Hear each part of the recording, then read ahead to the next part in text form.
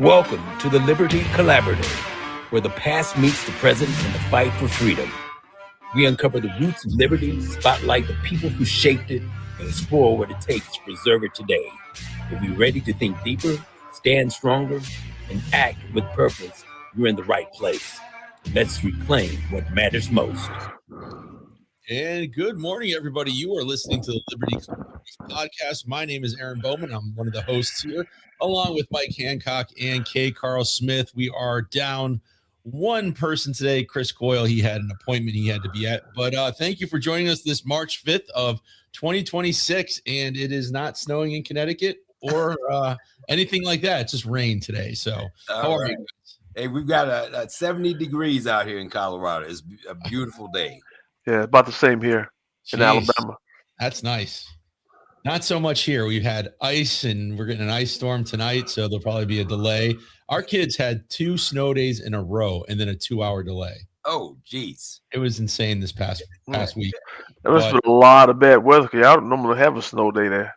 No, it was just the timing of it all, and it was bad. But hey, I mean, the days are gone where you had to walk to school in 12 feet of snow and up one hill and up the other side of the hill to get there. I guess it's different times. Yeah, here in Colorado, I think we're still waiting for a snow day. It's March, and we've literally seen no snow. Wow. Yeah, it's crazy. Yeah.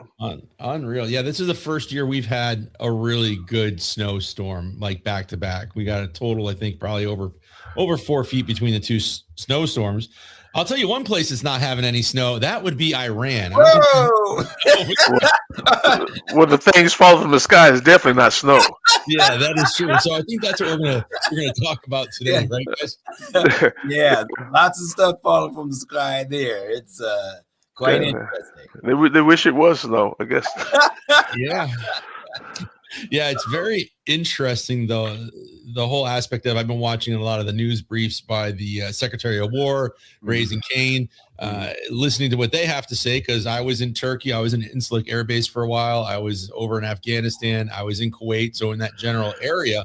Yeah. And it is very interesting to see how this is all playing out. And what kills me is everybody on the other side is, you can't start a war, you can't do this. And really, Congress hasn't declared war since World War II, and we've been in a lot of conflict since then.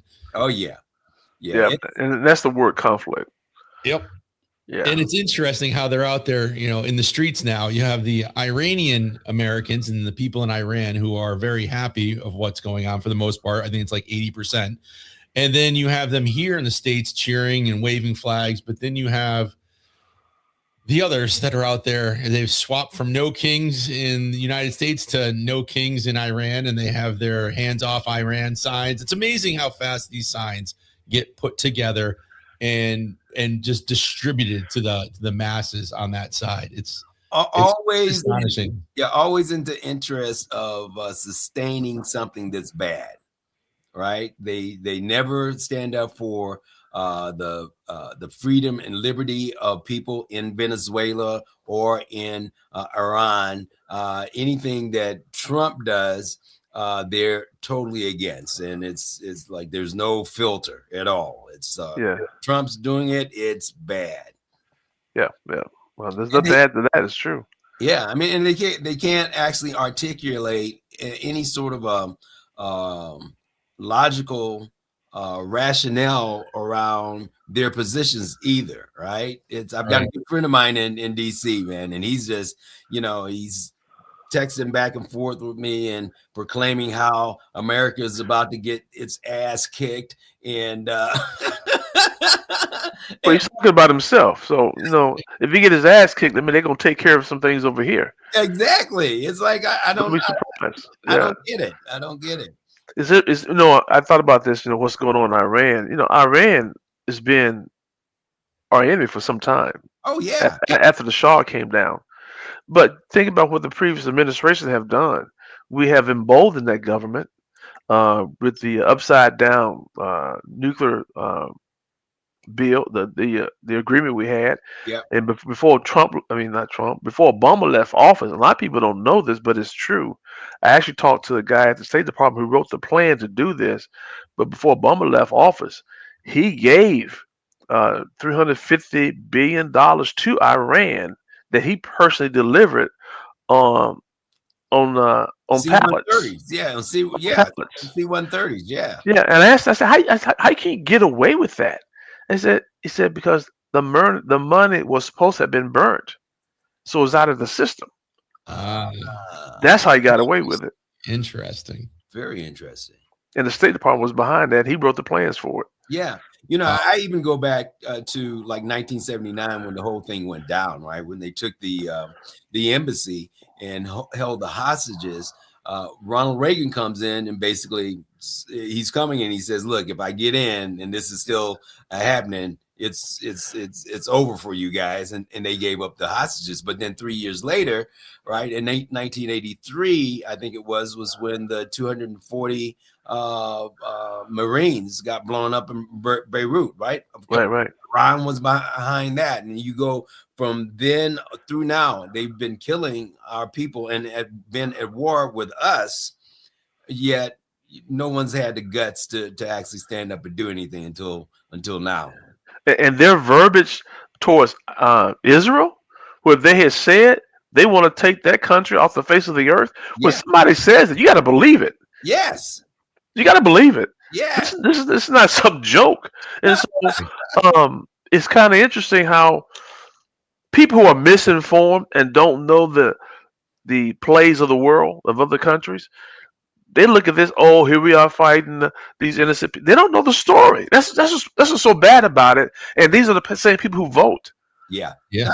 And so, anyway, and that's a great point, K. Carl, is a lot of people that are against this or protesting it they don't have any idea that this has been going on since Reagan's been in office.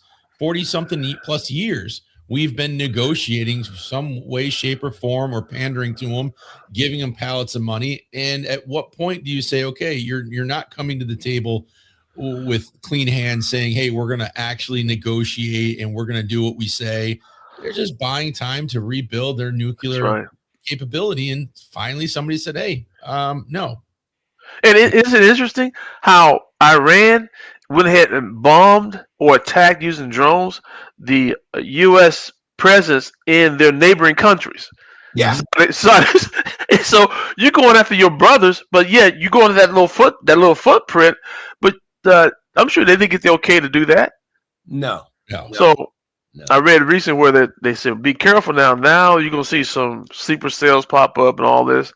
And here in the United States, well, I got some opinions on that. One reason why America has not been taken over because there's a lot of Americans with guns. And so that's a big difference. The Second Amendment. That's right.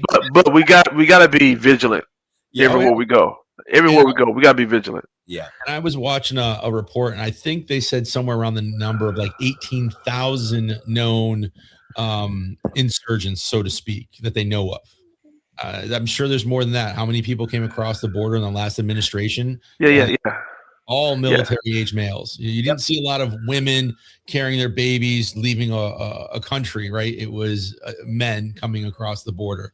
So it is something to be concerned about for sure. You know, that's a good point because let's not forget that there's one political party who believe in open borders, and we live in a post 9/11 world where we have people trying to kill us, and they are coming across our borders because why? We let them come across the border. Yep. So if you feel uncomfortable, feel unsafe because we have these insurgents now because they come across the borders, well, stop voting the way you've been voting and allow this stuff to happen. Change some things. And just not. It's not about personality, as Chris says. It's not about personality politics. Do what's right. Do what's right. Do what's right. Well, K. Carl, the interesting angle that some of these people take, though, is that America in its past has done such great evil that we deserve whatever is going to happen to us. What do you think about that opinion? I mean, that we don't have clean hands what we've done, but we when America stands up and does what's right, um, instead of playing some corrupt things we have done. But when you look at stuff individually, individual cases, when we did the Hitler was a good thing, Yeah. and what we did with going after when Obama went after the who's Gaddafi, no, the other one, Bin Laden. Bin Laden. Yeah. When Yeah. Obama, that was a good thing. So I think we got to look at it on an individual basis because some things they're played politics with some of these things. Yeah. But this is one, and that's what Pete Hastad said. This is not about politics. This is not going to be run out of the White House Right. as far as war planning, like they did in Vietnam, right? Right. He said we're going to make sure the generals. A lot of people don't understand. Trump is not sitting down and saying, "Okay, I want to attack Iran." I will guarantee you, his military leaders have come up to him and said, "We got a problem. Yeah. Right. If we don't take care of Iran now, we're gonna have a problem in 5 or 6 years with nuclear war. You got to do something. You got to make a decision." Yeah. He And made a decision. He don't just come up with these plans himself. no, but also, I mean, he's had this position since the 80s, right? That something needed to be done with Iran. And to your point, K. Carl, no president up until Trump has had the spine, the guts Right. to do anything because it's all about, well, how will America be viewed? And Right. versus the fact of addressing the threat of our entire world being blown up by an evil, what I would say an evil regime like we had in Iran. I'm glad. I'm pleased by the fact that we didn't do this alone. Yeah. Right. That we had Israel because Israel's right there. Yeah. We're just helping our friends, our allies, right? Because they are right there and dealing with the threats. These verbal threats have been. Look, I'm gonna put gas tanks along the border and I'm gonna blow you up, kind of thing. And so you better listen to that. Yeah. If somebody say they don't like you, Yeah. okay, you better pay heed to that. And that's what's going on. I think, thank God that we have a president who don't mind taking that kind of action Yep. because previous ones didn't. Yep. I don't think the previous one would have done this, No, absolutely not. and that's And- been concerning. And I got Yeah. 2 points on that, K. Carl and Mike, that when you talk about it not being political, we're in midterms, right? I don't think he's concerned about the midterms. He's concerned about what's best for the country Yep. and to take out this threat that, like you said, somebody in his staff, the generals probably came in, and of course my dogs are barking, and said, "Hey, listen, we got a problem here, and you're going to have to deal with this either now or in the future." So I think it's one of those things where you're right. It's not about politics. And the second part of that is, I don't know why my dog's barking. Hopefully you can't hear that. She's an idiot. You have now Turkey. I don't know if you saw this, that Turkey, they shot missiles at Turkey. Yeah. NATO took them out. So now like NATO actually did something, which is amazing. But Turkey's got a very big air force, a very big navy. Yeah. They are not a small little country that you're going to push around. And it ought to be interesting to see if they start getting more involved now that they're being attacked. Well, you know, Go ahead. That's good. oh, yeah, what I was going to say, the interesting thing is that, you know, as I've been watching this, Turkey was like really against the action that that Trump and that America, in essence, and Israel took. They were like like almost on the side of Iran, which to me brings up 2 points. It's the validity of NATO these days, right? If we got attacked, would NATO countries come to our rescue? Yeah, Exactly. yeah, I'm not so certain about that, right? Yeah, right. And then the thing that has been very interesting in observing is, you know, as we've gone forward to do this, well, Britain wouldn't let us occupy or Right. use some of their resources to stage the attack and stuff. But guess what? Once we started, and it's pretty clear what the end result is most likely going to be, then they soften up and say, yeah, well, you know, we're going to help now. Yeah. What Parks and kind of bombers over here. allies are those? Yeah. Allies are those? They're not leading from the front, number one. Yeah. But you know what? But in Europe, they have so many problems with a lot of Arab people have come to their country over the years, so they got all kind of issues going there. Yeah. And so Yes. Maybe it was just on their mind, but you got to stand up for something at some time, and just stand up for what is right. Like Douglas said, I will unite with anybody to do right and nobody to do wrong. I Yeah. think, my opinion, we're right in this case because we got to deal with this threat now. Don't pass this buck to somebody else. By that time, they will have their nuclear weapons and carry out the actions against Israel. Yeah. Well, did you see? I think I was watching Fox or something where they were playing back in when Hillary was running for president, where she basically says, "Well, you know, if they attack or use a nuclear weapon on Israel, we'll certainly make sure that they pay the price." I'm like, what the hell? You got to wait till they blow somebody up. Yeah, You're yeah, going to do something? Come on, yeah, man. yeah. Yeah, No. it is interesting. What do you guys think about use? I was a little dumbfounded by this. I thought apparently we use torpedoes a lot more than we do, and we've actually sunk a battleship using a torpedo since the first time since World War II. I Yeah. found that very, very. It was a pretty impressive video to watch, but I guess everything's been fought on land for so long, you kind of forget. I just figured it was one of those things like, really, this is the first time since World War II? Like, that doesn't make any sense to me. But there's a lot of interesting things coming out of this conflict for sure. Yeah, it wasn't that many sea battles going on after World War II. Yeah, And then after that, number one, that's when the U.S. military started winning towards smaller vessels. Mm. But now to take down this, I mean, Iran got to be careful. I mean, all this big talk, that you can't back it up. right. So why all this big talk saying attacks in the United States is intimate? Okay, all this big talk is gonna make sure you get your butt whipped. Exactly. So you can't do it. Exactly. So it's interesting. It's interesting what's going on in the world. People are concerned. People are not really informed what's going on, but they're concerned about war. PR talking about Americans. My friends I'm talking to, like you got calling you, they're calling me as well. Um, Sometimes you have to make tough decisions. And I think this is one of them because Iran was a huge threat, and it's going to send a message to Cuba.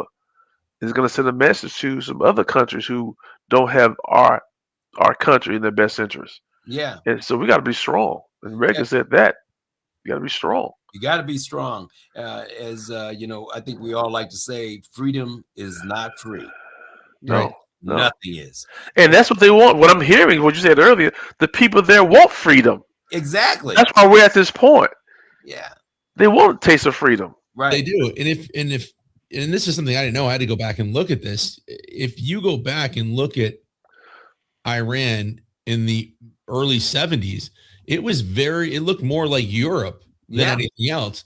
And it went from that to having this regime that just put their thumb on everything and brought in Sharia law and everything else. And obviously they don't want to live like that. You know, the protest and you're getting murdered in the street for protesting. And I can see why they would want to have that change. Yeah, very interesting. That I kept shaking my head and say, okay, why? I know we have U.S. footprints in some of your neighboring countries, but these are your Arab brothers. You're going across them, you're bombing, and some of these unattended casualties are part of these numbers, right? If they continue this, so I'm just thinking here that look, we're in a fight. We're not with Iran, and who's been a sponsor of terrorists for years, and we have said nothing. Right. We just gave them more money Down and below. gave them a nuclear agreement that was in their favor. Because Trump talked, like you said, Trump was down to that before he took office. Exactly. It was a bad deal, and of course it was a bad deal. But now, like I said before, y'all need to leave Trump alone, man. Trump's gonna use the military. If this generals come to him and say we got this problem, Trump is not afraid to say let's go take care of business. Yeah, do it. Do it. He's not afraid of that. And also we have all their proxies too, right? All the Iranian proxies that have been around that have been doing stuff to Israel and other countries and other individuals and all the funding that's been going on to all these terrorist groups. It is time to finally say enough is enough. I mean, You know what? And the other thing I think that is brilliant about this strategically is that by taking out Iran, what ends up happening is they've taken out the Russian supply of drones, right, that Iran was supplying to Russia. So it's diminished that and probably raises the probability of a peace agreement there. And then on the other side, they've taken like what is maybe 25 to 30% of the oil from China, right? And so they've actually diminished the capabilities of two of our other enemies in this one action. Right. That's a good point. That's a good point because they are our enemies. Yeah. I mean, remember the pandemic was going on, I could not, for the life of me, understand at that time why we were letting China manufacture our prescription medicine in great numbers. Aren't they our enemies? Want to come in laced or something? Why are we doing that kind of stuff? This global marketplace and open. Come on, man. No. I don't get it. Maybe I'm just a little country boy from Alabama by way of Arkansas. But sometimes somebody's dumb in this conversation. It's not us. Yeah. Right. Yeah. It is. That's a great point. Why would you? We're a big enough country where I'm pretty sure we can manufacture our own penicillin and our own drugs here. Socks. Why are socks and underwear being made overseas? we sell socks manufacturing companies in the South. These textile companies. That's gone. Yeah. We got to get that back. Oh, yeah. And that's, if you think about it, that's what Trump is, one of his main emphasis is bringing things back here to be manufactured. Yeah. And by doing that, that makes us more self-sufficient. It makes us nationalists. You're a nationalist. Well, hell, I'm a nationalist then. Yeah. Because we take care of ourselves. Yeah. Well, I will say this, gentlemen, we still are in manufacturing to some extent. It's just manufactured fraud is what we're in the business of these days. And not to switch gears here, but have you watched any of that oversight committee grilling Waltz and the AG out of? I've only got a little bit of it, but yeah. Which oversight committee are you talking about? There's so much investigations looking right now. They got Epstein. They got which one are you talking about? So this is the they're questioning Tim Waltz and the AG. I think of the guy's name about all the fraud. Yeah, all the fraud that's been going on there, and they basically kind of knew about it and they didn't shut it down. And Jim Jordan had and this is something I don't think happens very often. He stated it a few times. They actually had a written statement from the court saying Tim Waltz lied about stopping the aid and all this other. And he goes, so who's lying, Tim? Is it you or is it the court? Because this is unprecedented that the court releases a statement based on a case basically saying you're lying. The first 7 words said you gave false statements. And I'm just like, and the guy looked like a deer in headlights. And I'm glad they're investigating, but I really want to start seeing people go to jail. Yeah. Until then, it's going to be wash and repeat. Somebody has to go to jail. We got Chris Coyle calling here. Let's see if we can add him to the conversation. Mr. Coyle. All right. Hey, Chris. Hold on 1 second. Let me see if I can add you to the call here. It should be working. Let's see. Here we go. And we are connected. Chris, you are on the podcast. How are you, buddy? Hey, Aaron. Good morning to you guys. Hey. We can hear you loud and clear. Great. How's the podcast going? There's not a deficit of things to talk about.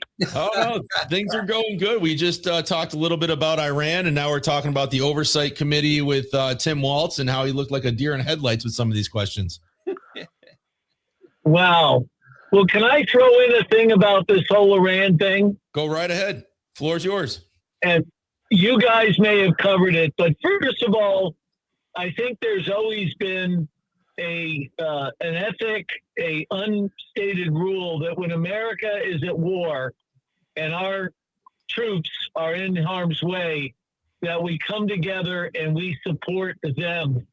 And what I find mind-boggling is, notwithstanding the hypocrisy of the Democrats saying nothing about Obama and Biden using the same authority Trump is using, what really gets me is the fact that pundits, and I've commented this on Substack and others, tiptoe around the underlying threat of radical Islam with nuclear weapons. And they talk about congressional approval, and they talk about, oh my gosh, what will the EU think?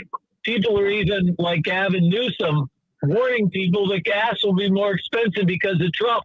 So not only are they not supporting the troops, they're doing everything to undermine public opinion, cast doubt, even former generals saying, gosh, is this a forever war? I think the president's been pretty clear, and Secretary Hegseth, that's not the case. But I'll close with this on this thing. You probably covered it. When you have an existential threat, not just to Israel, but to the Western world, by people who actually crave death, see death as a great end result, do not cherish life, who throw homosexuals or people off 6-story buildings to see if they can fly. And there should be no moral doubt or question that civilization must stand up to these people, just like you address cancer. The minute you don't wait till it metastasizes. Final point. Has anyone missed how China and North Korea and Russia were trying to make an ally, sort of a group with Iran? So Yep. This is much more consequential for worldwide safety and peace in the future than just taking out Iran. So thanks for letting me add to the Liberty podcast with my rant. Excellent points, Chris. We appreciate it. Hey, when you coming back, man? I'm heading back to my house now. You go to these appointments and they pull out a freeze gun. Okay. They pull a spot on your hand and they freeze it and you're done. Well, we love talking to you, man, but we prefer to have you on the show so we can see your face. Yeah. All right, sir. I'll sign off. Have a great show. All right. Thanks for including me. Take care. All right, and that was good old Chris Coyle for those of you listening. So we're coming up to our time here. So is there any closing thoughts that you guys want to talk about real quick before we end? You know, the only thing I guess I would have to say, going back to the whole Iran thing, God bless America. God bless the fact that he gave us Donald Trump to actually lead, and a person who in his second term doesn't have to worry about him getting elected again. All he has to be concerned about is doing what's right for the future of this country. Yeah, I kind of agree with that too. And you know what the left is going to do? The left is always playing politics. They're going to, and Chris mentioned that, they're going to spend this and everything they can so they can win the midterm election. And so, with that being said, we got to talk about that next time. Yes. We got to lay out the strategy, how we can win against the leftist, Marxist leaning Democrat Party. Yeah. And it's messaging. We know that. And we're going to talk about that next week. That's where we are. Because Trump needs a little help. Yeah. Oh, yeah. Well, maybe we should get Crockett on here. Oh, wait, no, she lost her race. Wait, I got to say this. Tim Walz. Isn't Tim Walz the governor of Minnesota? Isn't Tim Walz the vice presidential candidate under Harris? Isn't Tim Walz, who just back in January decided not to run for office? He knew this stuff was coming, man. Oh, yeah. It's coming. He's trying to get out of the skillet before the skillet gets too hot and he fries. He's just trying not to go to jail right now. I think And my point was, he was corrupt back then. Yes. This just happened. Yes. And can you imagine him being the vice president if they had won? Oh my God, it'd be terrible. God. But we got to fight corruption wherever it is. I don't care what political party it is. And again, to your point, K. Carl, if he had won, we'd know nothing about any of this. Oh no. That's right. My gosh, pray for these knuckleheads. Yeah, and there's fraud everywhere. We have it here. We have a representative just stepped down for fraud here. The FBI is investigating at the state level for all this money going to all these what do they call them? Not the NGOs, but the nonprofits, and how they filter all this money through. So you're going to start seeing this fraud coming up in every single state. And again, just arrest the people. Great. I'm glad you're doing the investigations, but just start arresting people, you know? Yeah. Well, with that, folks, we will be back here next Thursday, God willing, at normally 10:30 Eastern Standard Time for about a half hour here for the Liberty Collaborative Podcast. Guys, thanks for listening, and we will be back next week. Enjoy your day, gentlemen. You too, buddy. Thanks for joining us on the Liberty Collaborative. If today's episode lit a fire or gave you clarity, share it and be part of the movement. Subscribe, leave a review,